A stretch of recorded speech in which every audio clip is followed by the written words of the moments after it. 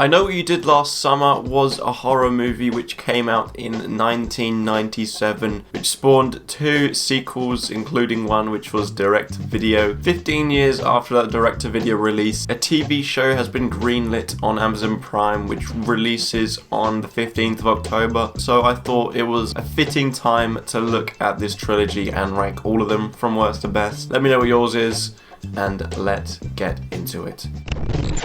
Easily coming in at last place is I'll Always Know What You Did Last Summer. This is that direct-to-video movie that I was talking about, and it's easily one of the worst films I've ever seen. Definitely one of the worst I've seen in recent times. There's nothing redeeming for it. It completely rehashes the original's plot, but to the point where it doesn't make sense because the killer is the fisherman and they're in Colorado, which is landlocked.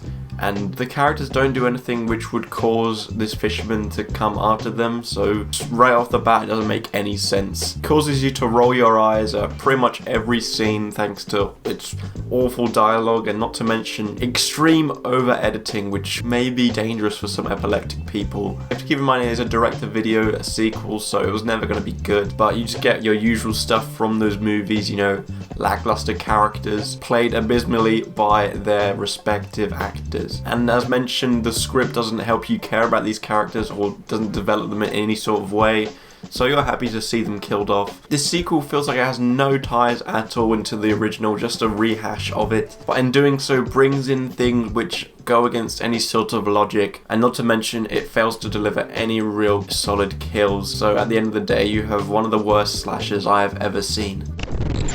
Coming in at second place is I Still Know What You Did Last Summer. Compared to I'll Always Know What You Did Last Summer, this seems like Oscar-worthy material, but at the end of the day, it is still quite a bad movie, but not on the same standard as that third film. Following up to, obviously, I Know What You Did Last Summer, this feels very unnecessary because that worked well as a standalone film, so a sequel doesn't really make sense and just a money grab. This sequel does bring back the survivors of the first movie, but really fails to know what to do with them, especially Freddie Prinze Jr., who's just by himself the whole time, having his own solo plot, which just feels a bit awkward amongst the whole main plot of the film. Jennifer Love Hewitt's character is, you know, the same over-the-top person as the first one, however, she feels like a newly introduced character, and to be honest, for the majority of the time, whenever she was on screen, I just felt like she was only introduced in this film, because she had very little to do, and most of it was just screaming. Along with the laughable plot and the over-the-top characters, I Still Know What You Did Last Summer instantly becomes a forgettable slasher. Only really memorable by Jack Black's weird cameo and the island it takes place on, but it fails to add anything interesting on top of its predecessor.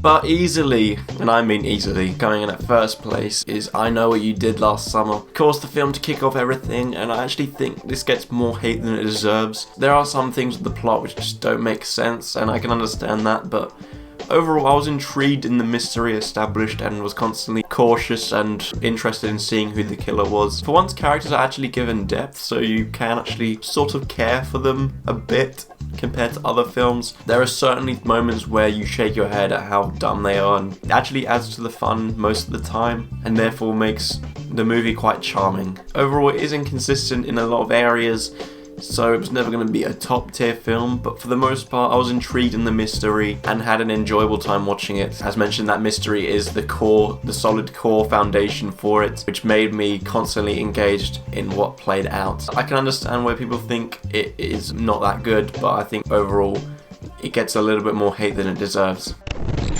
So that was my ranking of all 3 I Know What You Did Last Summer movies.